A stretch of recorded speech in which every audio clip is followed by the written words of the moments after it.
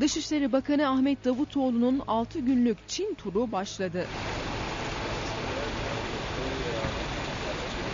İlk durağı olan Kaşgar'da Kaşgarlı Mahmut ve Yusuf Has Hacip türbelerini gezdi Bakan Davutoğlu ve eşi. Deniz dağılımını anlatıyor. Türbeler hakkında bilgi alan Bakan Davutoğlu ve eşi Sare Davutoğlu tarihi mekanlardan oldukça etkilendi. Sare Davutoğlu'nun zaman zaman duygulandığı görüldü. Bakan ve beraberindeki heyet daha sonra Yusuf Has Hacip Türbesi'ne gelerek dua etti ve burada hatıra fotoğrafı çektirdi.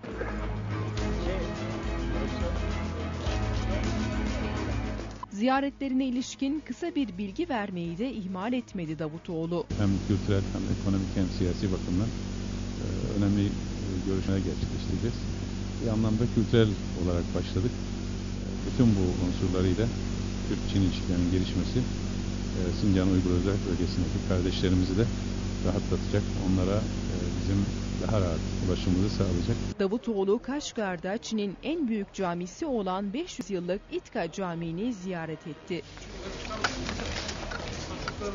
Davutoğlu, eşi Sare Davutoğlu'nun da eşlik ettiği cami ziyareti sonrası çevredeki esnafla, orada bulunan vatandaşlarla sohbet etti, çocukları sevdi.